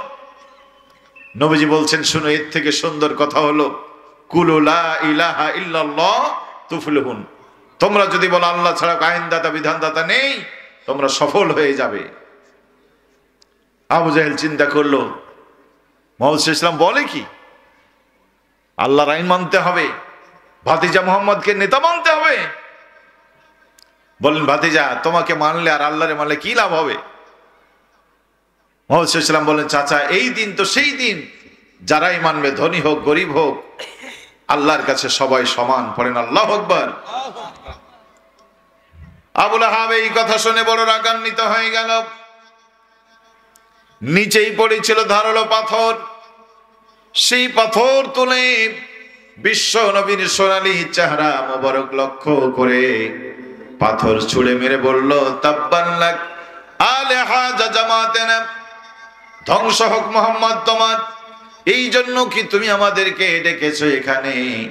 তোমার এই রাজনীতির কথা বক্তব্য শোনার জন্য আমরা এখানে প্রস্তুত ছিলাম না। পরে নাউজুবিল্লাহ। বিশ্ব নবীর সোনালী চেহারা ফেটে রক্তিম রক্ত ফিনকি দিয়ে পড়েছে। আল্লাহ পাক বলছে নবী জবাব তোমাকে দিতে হবে না, আমি দেখেছি, আমি জবাব দিচ্ছি। তাব্বাত ইয়াদা আবি লাহাবিন ওয়া তাব, ধ্বংস হোক আবু লাহাব, ধ্বংস হোক তার দুই হাত। যে হাত তোমাকে দিয়ে আজকে মেরেছে এই হাত একদিন থাকবে না। যেই ক্ষমতার কারণে তোমাকে মেরেছে এই ক্ষমতা আমি একদিন রাখবো না। বলেন আল্লাহু আকবার। লোকেরা বলল আমাদের আলামিন আসাদিক এত ভদ্র মানুষ, এইভাবে করে তারে মানলে কেন? আবু জেহেল আবু লাহাব বলছে শোনো, ছোটবেলায় এই পৃথিবীতে আসার আগে তার বাবা ইন্তিকাল করেছে, ছোটবেলায় মা ইন্তিকাল করেছে, দাদা তারে ভালোবাসতো, দাদাও ইন্তিকাল করেছে। এখন স্বজন হারাদের কারণে ভাতিজা মোহাম্মদ পাগল হয়ে গেছে। নাউজুবিল্লাহ মিন জালিক। আসলে কি নবী পাগল হয়েছিলেন? পাগল হয়েছিলেন? এগুলি জালেমদের ষড়যন্ত্র। কখনো রাজাকার, কখনো আলবদর, কখনো আলসাম, কখনো জঙ্গি, এইগুলি বলে বলে মানুষকে ইসলাম থেকে দূরে রাখতে চেয়েছিল। ঠিক কিনা বলেন? সম্মানিত ভাইয়েরা আমার, সাইদি সাহেব তো আসলে রাজাকার ছিল নাকি? ধর্ষক ছিল? যখন লাগলো সকলকে বললো তোরা চতুর্দিকে ব্যারিকেড দে, জোগায় রাখবি আমার সন্তানকে যেন খেতে না পারে বাঘ। কিন্তু আল্লাহর বাঘ যদি আসে পৃথিবীর কেউ তারে তাড়াইতে পারে? তাড়াইতে পারে?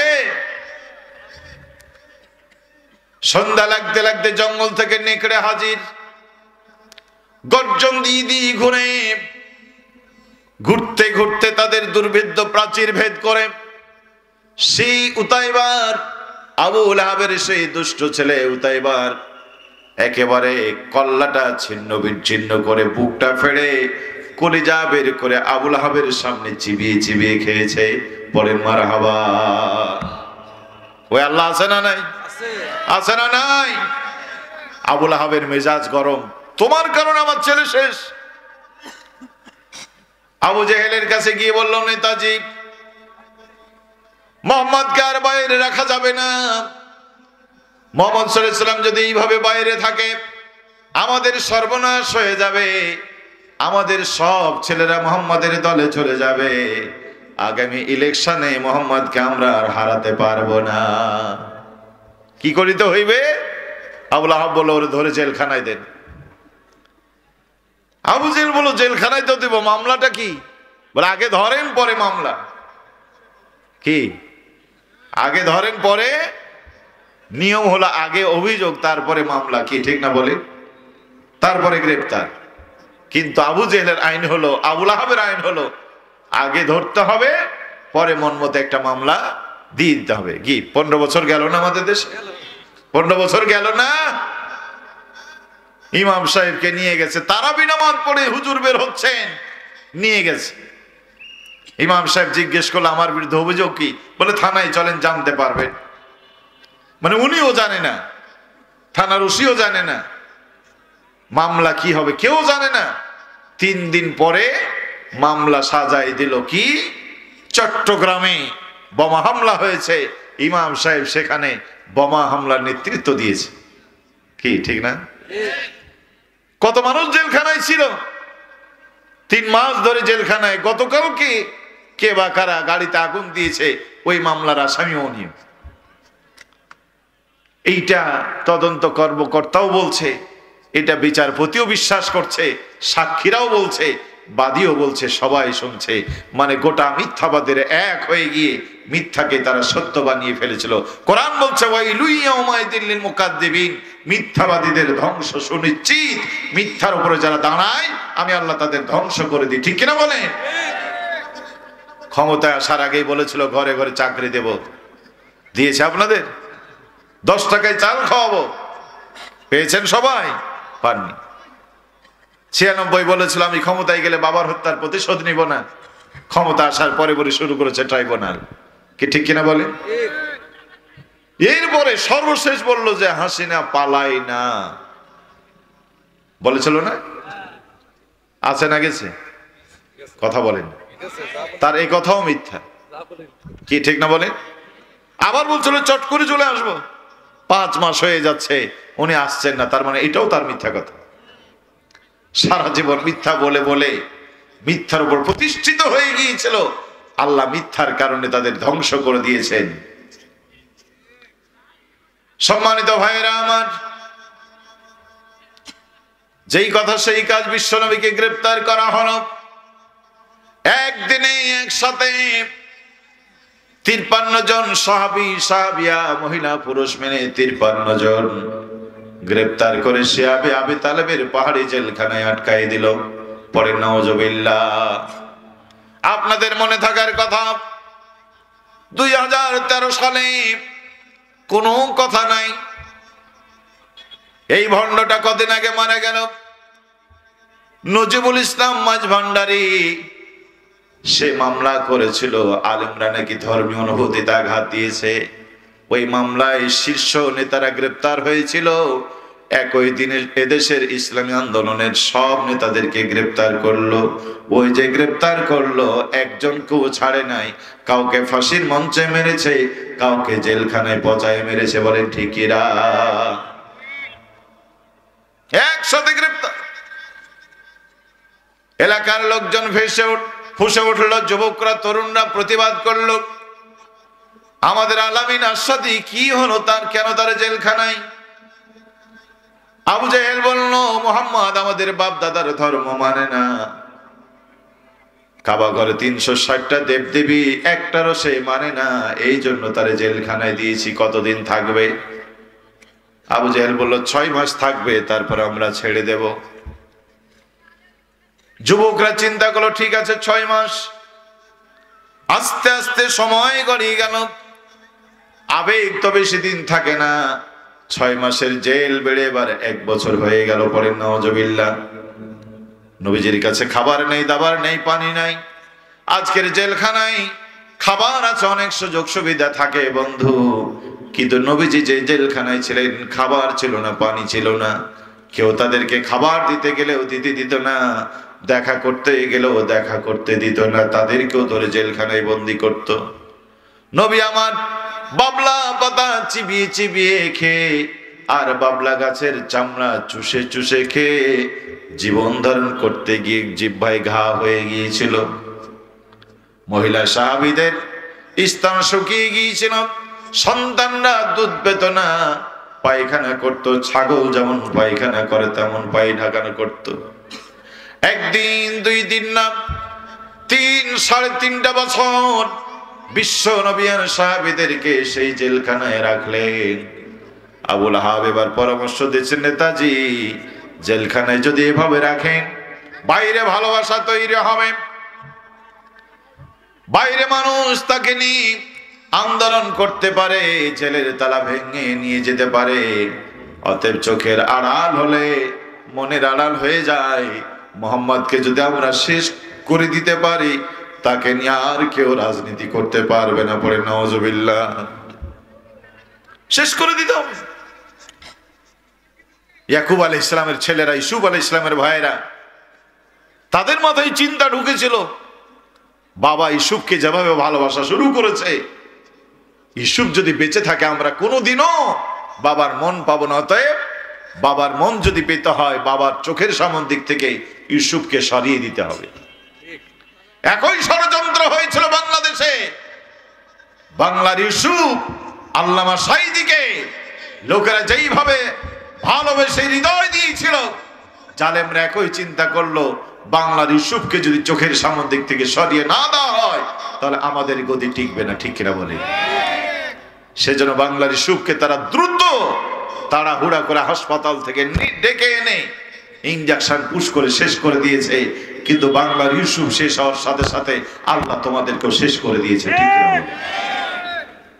ভাইরা, ইউসুফকে ধ্বংস করতে গিয়ে যেমন মিশরের ভিক্ষুকে পরিণত হয়ে যারা ষড়যন্ত্র করে ইউসুফকে মারতে চাইছিল, আল্লাহ তাদেরকে ভিক্ষুক বানিয়ে ইউসুফের পায়ের কাছে হাজির করে দিয়েছিলেন। ঠিক কিনা বলে?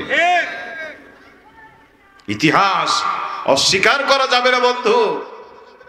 প্রিয় ভাইয়েরা, যারা রাজনীতি করেন, বিনয়ের সাথে অনুরোধ করব, হিংসার চোখে না দেখে আপনি বিবেকের চোখ দিয়ে ভাববেন, রোশনলে ভেঙে না পড়ে হৃদয় দিয়ে বুঝবেন আপনার দলের, আপনার নেতার পরাজয়ের কারণটা কি। গাছের পাতা এমনি পড়ে? কি বলেন? এমনি পড়ে? গাছের পাতা পড়লো কেন? এটা তোমাকে ভেবে দেখতে হবে বন্ধু। এত বড় জনপ্রিয় দল, নিরঙ্কুশ সংখ্যাগরিষ্ঠ পাওয়া দল, এইভাবে করে মানুষের মন থেকে হারায় গেল কেন? এটা তোমাকে ভাবতে হবে। যে সন্তান মা তাকে এত লালন করে, সন্তানবিহীন মার ঘুম ধরে না, সেই সন্তান মায়ের সন্তানের কথা বলছে না। মা একবারও বুঝতে হবে মায়ের অন্তরে কি জ্বালাটা সে দিয়েছে। যেই কথা সেই কাজ, মিটিং বসলো, তাহলে কি করা যায়? আরব জাহানের 14 গোত্র, কয় গোত্র? 14টা গোত্রের নেতাকে ডাকলো আবু জেহেল। যাতে মাতাল ডালে ঠিক আবু জেহেল চিন্তা করলো, এই কাজ যদি করতে হয় আমি একা করলে হবে না, 14 গোত্রের লোকজন নিয়ে করতে হবে, নইলে আমার গদি টিকবে না। 14টা দলের মানুষকে ডাকলো। দল ছিল আলাদা, নেতা ছিল আলাদা, ম্যানিফেস্টো ছিল আলাদা। সব দলের কর্মসূচি এক নয়, সব দলের স্লোগানও। আমাদের দেশে বিভিন্ন দল আছে না নাই? কারো স্লোগান হলো গড় গড় দেশ গড়, কারো স্লোগান হচ্ছে জালো জালো আগুন জালো, কারো স্লোগান হচ্ছে জয় বাংলা, আর কারো স্লোগান হচ্ছে নারায়ে তাকবীর আল্লাহু আকবার। ঠিক কিনা বলেন? স্লোগান শুনেই বোঝা যায় কারা কোন দলের মানুষ। তাদেরও নেতা ছিল আলাদা, দল ছিল আলাদা, কিন্তু বিশ্বনবীকে মারার জন্য তারা এক হয়ে গেল। পরে নাউজুবিল্লাহ। 14 দলের লোকেরা মিলে 3টা পরামর্শ করেছিল তারা। নবীজির ইন্তিকালের 1500 বছর পরে বাংলাদেশেও আলেমদেরকে হত্যা করার জন্য এদেশেও 14 দলীয় জোট হয়ে বাংলা থেকে ইসলামকে মুছে ফেলার ষড়যন্ত্র হয়েছিল। বলেন ঠিক কিনা? কয় দলীয় জোট? 14 দলে। সব দলের নাম আলাদা, নেতা আলাদা, কিন্তু তারা জোটবদ্ধ হলো এদেশের ইসলামকে মুছে ফেলার জন্য। আল্লাহ পাক সকলকে একসাথে নিষিদ্ধ করে দিলেন। কোথায় ইউনু মিনু, সব একসাথে শেষ। কি ঠিক কিনা বলেন? ফান্দে পড়িয়া বগা কান্দে। এই ট্রাইব্যুনাল দেখতে আসছিল চাচা কামরুল টাকু। কি করে সাজা দেওয়া যায়, কি আনন্দ। সেই ট্রাইব্যুনাল আজও এসেছে চাচা, হাতে তার হাত করা, চোখে তার পানি। কি ঠিক কিনা বলে? আল্লাহ পাক বলছে, কালের চাকা আমি ঘুরাই, চিরদিন ক্ষমতা কারো কাছে স্থায়ী থাকে। কাদালে কাঁদতে হয়, কাদালে কাঁদতে হয়। সালমান এফ রহমান বুদ্ধি দিয়ে দিয়ে এদেশের সবকিছু ধ্বংস করে দিয়েছে। আল্লাহ পাক সেই বুদ্ধিদাতাকেও এমন অপমান করলেন, দাড়ি চেঁচে টুপি ফেলে পাঞ্জাবি ফেলে শার্ট গায়ে দিয়ে লুঙ্গি পরে বেচারা পালিয়ে যাচ্ছিল। কি ঠিক না বলেন? পালিয়েও রক্ষা হলো না, আজকে জেলখানায় পড়ে পড়ে কান্দে। সে বলে যত টাকা নাও, টাকা নাও, আমারে ছাড়ো। ওরা বলছে টাকার দরকার নাই। কোরআন বলছে কিয়ামতের ময়দানে লোকেরা বলবে মা আগ্নি আন্নি মালিয়া, মাল কোনো কাজে আসছে না, হালাক আন্নি সুলতানিয়া, ক্ষমতাও কাজে আসছে না। সম্মানিত ভাইয়েরা আমার, কথা লম্বা হয়। তিনটা সিদ্ধান্ত নিয়েছিল। কয়টা? কোরআনুল কারীম পড়বেন, শুনান। ফাল ওয়াইজিয়ামকুরু বিকাল্লাযীনা কাফারু লিয়ুসবিতুকা আও ইয়াকতুলুকা আও ইখরিজুকা ওয়া ইয়ামকুরুনা ওয়া ইয়ামকুরুল্লাহ আল্লাহু খায়রুল মাকিরিন। নবী স্মরণ করো সেই সময়ের কথা। তোমাকে জেলখানায় রেখে তারা তিনটা সিদ্ধান্ত নিয়েছিল। 1 নাম্বার, তোমাকে তারা দেশ থেকে তাড়াই দেবে। 2 নাম্বার, তোমাকে তারা আজীবন জেলখানায় বন্দী রাখবে। 3 নাম্বার, তারা চূড়ান্ত সিদ্ধান্ত নিয়েছিল, না না, তোমাকে তারা চিরতরে হত্যা করবে। আমার ভাইরা, আলমডাঙ্গাবাসী বলেন, এমন সিদ্ধান্ত এখনো আছে না নাই? এই তো টাটকা ইতিহাস। কাউকে কাউকে ফাঁসির মঞ্চে দেওয়া হয়েছে, কাউকে দেশ থেকে তাড়িয়ে দিয়েছে, নিবন্ধন বাতিল করে দিয়েছে, আবার কাউকে কাউকে আমৃত্যু কারাবরণ দিয়ে আবু জেহেলের পার্লামেন্টের আইন তারা বাস্তবায়ন করেছে। যেই কথা সেই কাজ বলে, না নবীকে রাখা যাবে না, আগামীকাল তাহলে সকলকেই ফাঁসি দিয়ে মারতে হবে। চূড়ান্ত ফয়সালা হয়ে গেল। আবু জেহেল বলল, এখন যার যার ঘরে চলে যাও, সকাল বেলায় তোমরা চলে আসবে ফাঁসি কার্যকর করার জন্য। মিটিং শেষ হয়ে গেল, সব ঘরে ঘরে চলে গেল। কথায় আছে, রাখে আল্লাহ, মারে কে? মারে আল্লাহ, রাখে কে? আল্লাহ যদি কাউকে রাখতে চান, পৃথিবীর কেউ তারে মারতে পারে না। আল্লাহ যদি মারতে চান, পৃথিবীর কেউ তারে রাখতে পারে না। বলি ঠিক কিনা? যেই মূসাকে খুঁজে বেড়াচ্ছে ফেরাউন, আল্লাহ রাব্বুল আলামিন সেই মূসাকে তার ঘরের সন্তান বানিয়ে দিয়েছে। তার এই পাতিলের রান্না খেয়ে খেয়ে বড় হচ্ছে। ঠিক কিনা বলে? বন্ধু, আল্লাহর কুদরত কি করে বুঝবা? তোমার ঘরেই তো দুশমন বসে আছে। সম্মানিত ভাইয়েরা, হিসাব ইবনে আমের 80 বছর বয়স লোকটার, আবু জেহেলের প্রধান উপদেষ্টা। মনে মনে চিন্তা হলো, আরে আব্দুল্লাহর পুত্র মোহাম্মদ, সেই ছোটবেলা থেকে ছেলেটারে দেখি, শিশুবেলা দেখেছি, যৌবন দেখেছি, তার সমস্ত জীবন দেখেছি। এত ভদ্র নম্র ছেলে জমিনে হতে হয় না। এত সুন্দর ছেলেটারে মোহাম্মদকে মারবে। জমিনে হেঁটে চলেছে, আকাশে মেঘমালা তারে ছায়া দান করেছে, চেহারার উপরে মশামাছি বসতো না। রাতের বেলায় চললে পরে ওই রাতে আলো লাগতো না। যে রাস্তা দিয়ে মোহাম্মদ হেঁটে যেত, সেই রাস্তায় সুগন্ধ ছড়িয়ে যেত। ওই মোহাম্মদকে যারা দেখতো, মাহারা বাবাহারা মানুষগুলি বাবা মাহারার শোক ভুলে যেত। এমন মানুষটারে মারবে, এতদিন জেলখানায় ছিল তাও তো বেঁচে ছিল, এখন তার আবু জেহেল মেরে ফেলবে। না না না, এমন মহাসত্য ভঙ্গ করে দেওয়া যায় না, এত অন্ধ হওয়া যায় না। আমি বেঁচে থাকতে মোহাম্মদ মারা যাবে, এটা মেনে নেওয়া যায় না। পড়েন আল্লাহু আকবার। হিসাব ইবনে আমের মুসলমান না কাফের? কাফের। আল্লাহ কাফেরের হৃদয়ে মায়া দান করলেন। বলেন আল্লাহু আকবার। কারণ এখন কোন মুমিনকে দিয়ে কাজ হবে না। মুসা আলাইহিস সালামকে যদি আল্লাহ কোন পীরের বাড়িতে রাখতেন, মুসাকে বাঁচতে পারতো? এই জন্য আল্লাহ তার ভাষায়া ফেরাউনের ঘরে নিয়ে গেছে। নবীকে এখন বাঁচানোর জন্য কোন পীর সাহেবের দরকার নাই। এই জন্য আল্লাহ তাদের ভিতরে হৃদয়ে ভালোবাসা দিলেন। হিসাব ইবনে আমের বলছে, না, তারে মরতে দেওয়া যায় না। ওইদিকে জোহাইর ইবনে আবি উমাইয়া আবু জেহেলের খাস চামচা ছিল, তার মা অন্ধ হয়ে গেছে বয়স, সেই জন্য তোর খালা তোরে দিয়ে গিয়েছিল। একদিকে তুই ঘুমিয়ে থাকতি, আরেকদিকে শিশু মোহাম্মদ ঘুমিয়ে থাকতো। আমার ভালোবাসা 100 ভাগ করে 99 ভাগ ভালোবাসা দিয়েছিলাম মোহাম্মদকে, 1 ভাগ ভালোবাসা দিয়েছিলাম তোরে। ওরে না খাইয়ে তোরে কোনোদিন খাওয়াতাম না, ওরে গোসল না দিই তোরে আমি কোনোদিন গোসল দিতাম না, ওরে ঘুম না পাড়ায় তোরে আমি কোনোদিন ঘুম পাড়াতাম না। মোহাম্মদ আমার গলা ধরে মা মা বলে কাঁদতো, আজও আমার সেই ডাক আমার কানে ভেসে আছে। এই জোহাইর, এই মোহাম্মদকে যদি তোর নেতা মেরে ফেলে আমি মা বাঁচবো না। অতএব মোহাম্মদকে মুক্ত করবি কিনা বল। বলেন আল্লাহু আকবার। জোহাইর ইবনে আবি উমাইয়া বলছেন, মা তুমি বলো কি, এতদিন তো আমি জানতাম না, আমার ভাই হয় আমি জানতাম না,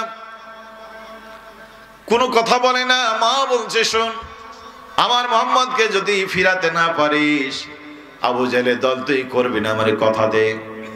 জোহাইর তখনও কোনো কথা বলে না। মা বলল শুন, এটাও যদি না পারিস, আমি মা যদি মারা যায় খবরদার তুই আমার লাশের কাছে আসবি না, মরা মুখ তুই দেখবি না। আমার মোহাম্মদকে মারবি তোরা, তুই আমার সন্তান হয়ে তুই আমার সন্তান না, আমার জানাজার কাছে আসবি না, মরা মুখও দেখবি না। পড়েন আল্লাহু আকবার। জোহাইর আল্লাহ তাআলা তার অন্তরকে ফিরাই দিয়েছেন। পড়েন আল্লাহু আকবার। মনে মনে চিন্তা করে, মা আমি এত পাগল হইনি, তোমার পেটে 9 মাস 10 দিন থেকে 2-2.5 বছর দুধ পান করে মানুষ হয়েছি, আজকে আবু জেহেলকে খুশি করতে গিয়ে তুমি মা মারা যাবা, এটা হবে না। আমি সিদ্ধান্ত দিচ্ছি তোমার মোহাম্মদকে আমি মুক্ত করবো ইনশাআল্লাহ। বলেন আল্লাহু আকবার। এইদিকে জোহাইর ইবনে আবি উমাইয়ার মনের ঝড়, ওইদিকে হিসাব ইবনে আবি উমাইয়ার মনেও ঝড়। দুইজনে একত্রিত হল, পরামর্শ করল। হিসাব ইবনে আমির বললেন আমরা দুইজন পারবো না।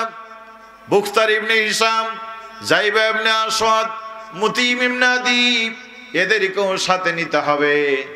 5 জন কাফেরের লিডার, আবু জেহেলের একান্ত লোক যারা, তাদেরকে নিয়ে তারা পরামর্শ করলেন। হাজ্জান নামক পাহাড়ে বসে পরামর্শ করে বিশ্ব নবীকে তারা জেলখানা থেকে মুক্ত করে বের করে নিয়েছিলেন। একবার জোরে বলা যাবে কি আলহামদুলিল্লাহ। কাফেরদেরকে দিয়ে আল্লাহ, কথা আছে কাঁটা দিয়ে কাঁটা তোলা। কিন্তু আবুল আহাব বসে থাকলো না, আবার নতুন ষড়যন্ত্র। আল্লাহ পাক বলেন হাবিব চলে আসো, দরকার নাই মক্কায় থাকা। মদিনায় চলে গেলেন নবী। শয়তানের শয়তানি থামলো না, যুদ্ধ বাধাই দিল। আল্লাহ পাক বলেন নবী আর ছাড় দেওয়া যায় না, এবার নয় প্রতিরোধ, এবার হবে প্রতিশোধ। ওরা আসলে জবাব দেওয়ার জন্য রেডি হও, আমি আল্লাহ আকাশ থেকে ফেরেশতা নাজিল করে তোমাকে সাহায্য করব। একটা কাফেরকে ঘুরে দেওয়া হবে না, ঠিক কি বলে? বদরের যুদ্ধ, আবু জেহেল নিজে যুদ্ধে গেছে। এই বদমাশরা মানে যত বড় শয়তান তত বড় চালাক, কি ঠিক না বলেন? হ্যাঁ, দেখলেন না কাদের কাকা সব শালা ধরা পড়লো, এই শালা কেমন করে পারলেই গেল। কি এটা? এ সব থেকে বড় শয়তান। ক্যালিয়ে ক্যালিয়ে কথা বলে, কি অহংকার, পালাবো না, কোথায় পালাবো, খেলা হবে, কি সব কথা, কি ঠিক না বলে? অহংকারের মাত্রা এত ছড়িয়ে গেল। আন্দোলন কবে হবে, এই দে নাকি সামনেই দে, দেখতে দেখতে 15 বছর, সামনে আছে 5 বছর, মানুষ বাঁচে কয় বছর। শুধু তার মানে খুচি খুচি কথা বলা, কি ঠিক না বলে? এর বড়ই প্রয়োজন ছিল, অথচ এই শয়তান কিভাবে উড়াল দিয়ে চলেই গেল শেষ পর্যন্ত। শয়তান যে যত বড় হয় তার বুদ্ধিও কি হয়, বেশি হয়। আবুল আহাব চিন্তা করলো সারা জীবন ধোঁকা দিয়েছি, যাওয়া যাবে না যুদ্ধে, যা হয় হোক, যুদ্ধে গেলে ঠ্যাং করে আসবে না। নেতা যদি যুদ্ধে না যায় তাহলে কর্মীরা যাবে। রাতের বেলায় তার এক লোক আসিফ ইবনে হিসাম তার কাছে কিছু অর্থ ধার নিয়েছিলেন, দিতে পারছিল না। রাতের কাছে গিয়ে বললো বেটা টাকা তো দিতে পারিস না, আমার পক্ষ থেকে যদি যুদ্ধে যাস তোরে টাকা মাফ করে দেব। 4000 টাকা চিন্তা করেন সেই সময় ও চিন্তা করলো এটাই সুযোগ, টাকার বিনিময়ে যুদ্ধে গেল আর এই বেটা গেল না। ইতিহাস জানেন যে সেখানে 14 জন মুসলিম শহীদ হলো আর 70 জন কাফের আবু জেহেল সহ মারা গেল। 70 জনকে আল্লাহ রসুল বন্দি করে আনলেন, ইসলামের বিজয় হলো। আবুল আহাব আপাতত বেঁচে গেল। এই আবুল আহাব মোচে তাও দায় বগল বাজাই, কিন্তু না, আল্লাহর সানাল থেকে বাঁচতে পারলো না। বদর যুদ্ধের কয়েকদিন পরে শরীরের ঘাম ফুসকা নিয়ে নাই, ওখানে মশা বাচ্ছে, মাছি বাচ্ছে, পোকা ধরে যায়। 7 দিনের মাথায় স্ত্রী পারায় গেল, সন্তান পারায় গেল। আল্লাহ পাক বলছে মা আগনা আনহু মালুহু ওয়া মা কাসাব, সন্তান কাজে আসবে না, সম্পদ তার কোনো কাজে লাগবে না। স্ত্রী পালিয়ে গেল, সন্তান পালিয়ে গেল। বদর যুদ্ধের পরে 7 দিনের মাথায় শরীরে পোকা হয়ে জায়গায় বসে পায়খানা করে, পেশাব করে, নিজের পায়খানা পেশাবের মধ্যে এ আবুল আহাবের মরণ হয়েছে। বলেন নাউজুবিল্লাহ। এত দুর্গন্ধ, কাছে যাওয়া যায় না। দাফন করবে কারা? হাবশি মেথরকে ভাড়া করেছে। মেথর হলে কি, তারাও তো মানুষ। পাথর সরিয়ে দূর থেকে বড় বড় বাঁশ দিয়ে ঠেলা দিয়ে দিয়ে সেই গর্তে ফেলে পাথর চাপা দিয়ে তার দুনিয়া থেকে বিদায় করেছে। যে লঘি বৈঠার আন্দোলন করেছে আজীবন, আজকে মরণের সময় সে লঘি বৈঠার ধাক্কা খেয়ে তার দুনিয়া থেকে যাওয়া লেগেছে। ঠিক কিনা বলেন?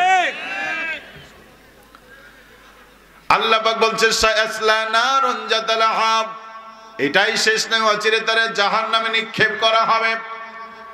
আজকের কোরআনের শিক্ষা হলো মুসলমানেরা ইসলামের সাথে, নবীর সাথে, আলেমদের সাথে দুশ্মনী করেছিল যারা, ধ্বংস হয়ে গেছে তারা। তুমি মুসলমানের ঘরে জন্মগ্রহণ করে তুমিও যদি বন্ধু ইসলামের বিরুদ্ধে চলে যাও, তোমারও ধ্বংস হবে, তোমাকে কেউ বাঁচাতে পারবে না। অতএব ফিরে আসুন কোরআনের পক্ষে, ফিরে আসুন ইসলামের পক্ষে। ইরজিলা রাব্বিকি রাদিয়াতাম মারদিয়া ফাদখুলি ফি ইবাদি ওয়াদখুলি জান্নাতি। সালেহীন বান্দাদের দল করে আর জান্নাতে প্রবেশ করেন। পড়েন আল্লাহু আকবার। ভালো থেকো বন্ধু যদি বেঁচে থাকি, দেখা হবে আবার। ভালো থেকো বন্ধু যদি বেঁচে থাকি, কথা হবে আবার। চারিদিকে মৃত্যুর হাহাকার শুনি, হৃদয়ে ক্রন্দন সবার। মনটাকে ধুই মুছে সাফ করে নাও, বেলা বুঝি হয়েছে যাবার। দেখা হবে আবার। তোমাদের কথাগুলি মনে হলে অশ্রুরা দু চোখে নেমে আসে, দুঃখের সাগর হয়ে বহে নীরবে। স্মৃতির পাতাটুকু মনি ঝরে, ক্ষমা করে দিও প্রিয় যদি না পারি। কোরআন হাদিস শোনাবার, দেখা হবে আবার। ভালো থেকো বন্ধু যদি বেঁচে থাকি, দেখা হবে আবার।